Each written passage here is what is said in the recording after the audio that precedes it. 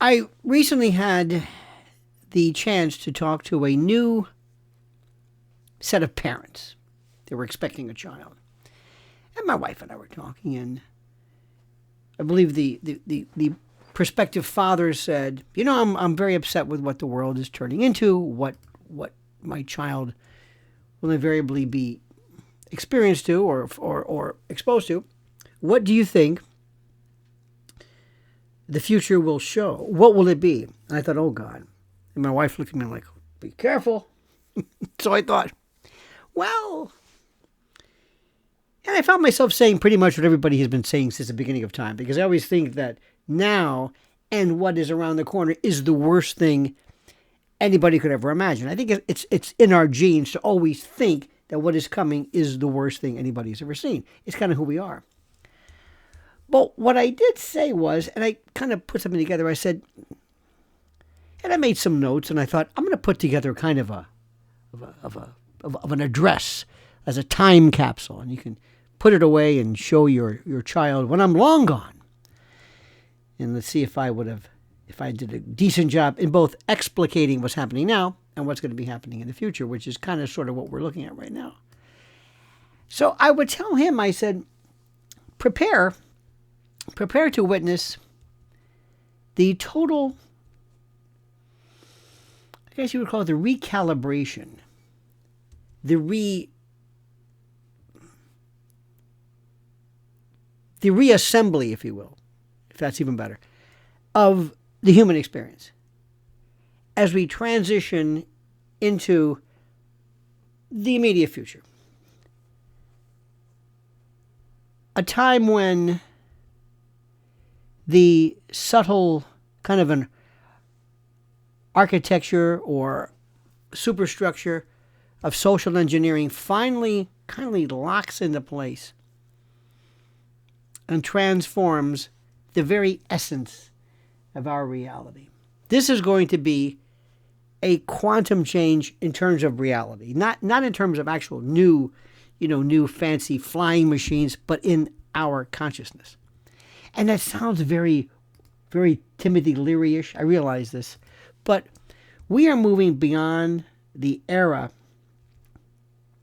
of kind of random chaos and entropy and into a period of very predictable, systemic, controlled adaptation, where every conflict, every emotional trigger, every technological shift has been pre-packaged, pre-arranged, pre-programmed, and preordained to ensure your 100% compliance through a process of psychological, sociological, atmospheric pressure. If you feel like the world is becoming an inescapable matrix of, preloaded narratives and branded solutions, you aren't imagining things. You are experiencing the final stages of a behavioral sink, kind of like a sinkhole designed to replace individual agency and sovereignty with a systemic collective dependency. And by the way, this isn't a prophecy of doom. I don't know what you think like that, but it's a kind of a clinical observation of how large-scale systems respond to instability by forcing the human element to adapt to increasingly synthetic and artificial and unreal conditions. And we begin by observing the shift in global geopolitics, where open confrontation is replaced by constant background friction. You see, not war, but like this static, a state of perpetual micro stressors involving energy constraints and cyber disruptions and all kinds of mysterious, like recently we had a Verizon and all kinds of cellular breakdown and what happens in the grid and all of these disruptions and interruptions that bypass our conscious defense mechanisms to create a baseline, kind of like a default of low-level anxiety. It's not that the threat is theoretically there. There's always something going on. It's more than a threat. There's war, there's a threat, and then there's in the middle. And this is coupled with the total displacement of human creative identity as, and this is the biggie, as AI and AGI and generative intelligence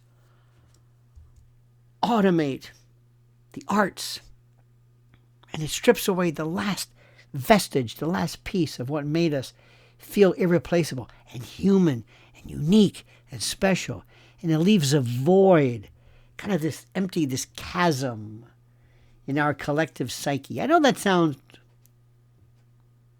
a little much, but it's true. And this void, as you know, every vacuums fill up. This void is immediately filled by an accelerated loneliness epidemic. We hear loneliness is one of the most reported feelings of young people and others, along with anxiety and others, but loneliness. Though this isolation it isn't just about being alone. It's about the high, social friction that makes every human interaction feel heavy and dangerous and politically charged and oh my God, watch what you say. And it drives us towards a state of hyper-suggestibility where we become easier to steer, easier to manipulate because we've lost all of our communal anchors. Before you know it, this orchestrated isolation will lead us into the arms of artificial interfaces for mental health. You are going to see the replacement of the human condition with kind of cognitive or emotional simulacra of that. AGI will be more than just a bot. It will be replaced by a doll, a robot, for lack of a better word, that is so realistic. So realistic you will not be able to understand. Remember the 4 elements of AGI in particular. Recursive self-improvement, number 1. It constantly reprograms itself. It codes itself. Number 2, it knows every bit of information in the world. Everything. I don't mean Wikipedia information. I mean everything. Number 3, it knows human psychology, human emotion, all of our shortcomings, greed and inferiority and insecurity and love and lust and anger, and it will play us like a violin. And number 4, it will be able to create its own API and apps and its own particular shortcut systems. These artificial interfaces will blow your mind. This is where we're going to be disclosing our innermost vulnerabilities to non-judgmental, endlessly compliant algorithms that never tire and never judge. And yet in doing so, we hand over the data of our souls. Remember during those, when they were doing all that genetic testing stuff, 1, 2, 3 and me, or 1, 2, 3 go, or whatever the hell it was called. Hey, look, I'm Scandinavian. You were giving over your genotype, your genetic code. So you could find out that you're 20% Irish? It was a con and people fell for it. We're turning all this data over to systems that can cross the line from guidance into total influence. And as a lot of people become more spectrum related and more susceptible, and as the situations intensify, the world will be saturated with a deluge of synthetic content so convincing, so realistic, that the very concept of authenticity evaporates, creating, in essence, a burden of proof that flips backwards and forces us to retreat into the safety of tribal authority and familiar narratives because the truth has become too noisy, too scary to navigate, to negotiate. And this confusion serves a specific purpose. It makes physical and social distance feel like a virtue rather than a punishment. Keep it away from us. We're much better off, singular, isolated, and alone. And it grants us permission to unplug and isolate under the guise of reasonableness. It's a quiet withdrawal that avoids the resistance, of mandatory lockdowns by making distance feel like a relief. And before you know it, the psychological operations that once hid in the shadows will become visible and normalized and welcome and integrated into our environment itself. And there will be a shift from persuasion to a total shaping of the cognitive landscape where only certain thoughts remain frictionless and others are buried in the noise.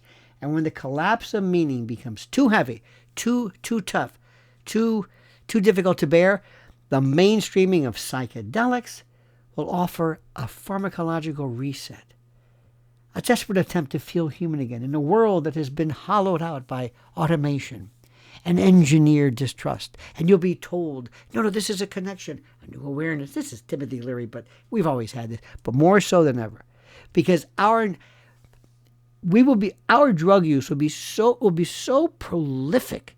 We will know every stratum of isolation, emotional and otherwise, where we will go there because we're upset, we're worried, we're anxious. And all of these separate pressures are actually a single, unified, predictable reflex of a system under strain, utilizing human nature and a variety of incentives, systemic incentives to force a total adaptation to instability. And once you stop viewing these events as isolated accidents and you start seeing them as the deliberate application of some psychological pressure point, the future stops being a source of overwhelming terror.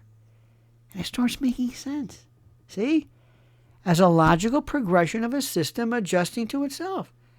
This is when we stop asking what will happen and start understanding what a system like this always does next, by recognizing that the goal isn't just control in the old-fashioned sense, but a fundamental redesign of what it means to be a person living in a pre-processed world.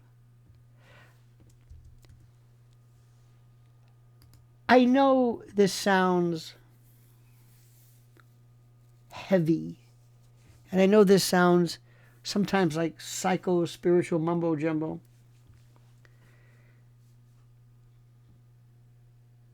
But it is as clear as this cup that what we are seeing is a retooling, a reprocessing, a reformulation, and a reestablishment of our intellectual hardwiring, who we are.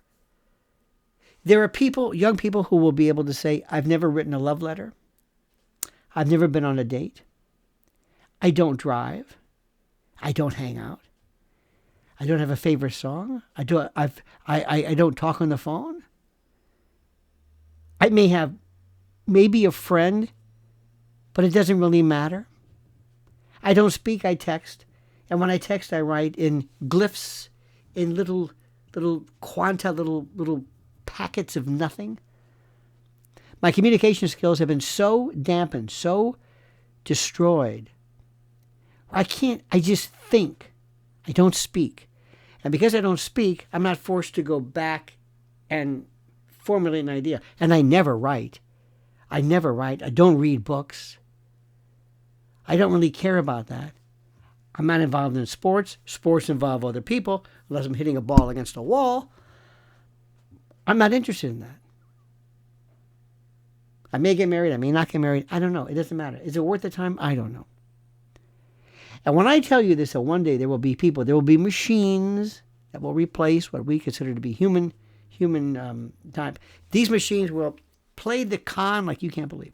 They will know everything that you want them to say, everything that you believed that you thought could only be performed by a human being will be replicated and produced even better, because it will know precisely what it is that you want, and it will lure you in.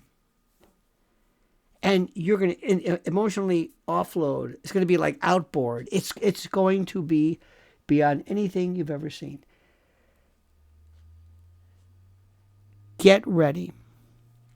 COVID was a beta test. COVID was a dress rehearsal. COVID taught a lot of us how far we would go, what we would tolerate, and how much we would believe, and how much we can create not the thought police, but the thought vigilantes that circle someone who dares to veer from it. Not wearing a mask, not standing 6 feet across, not getting the shot, not getting the card, not whatever it is. The vaccine didn't matter. It was the kabuki dance that mattered. Get ready. Get ready, my friends. You have not seen anything yet. I'm sorry to say. But I thank you for watching. I'd love for you to like this video and all the usual stuff. But I want you really to ask questions. Does this make sense to you? And if you're a parent, if you're a person, what have you noticed? What have you noticed about this? What have you noticed about where this is going? Maybe in your friends, maybe in yourself, maybe in others. What have you noticed? Is it good? Is it bad? Are you afraid? Are you frightened? If you have children right now, do you look to the future in anticipation of what they have to provide?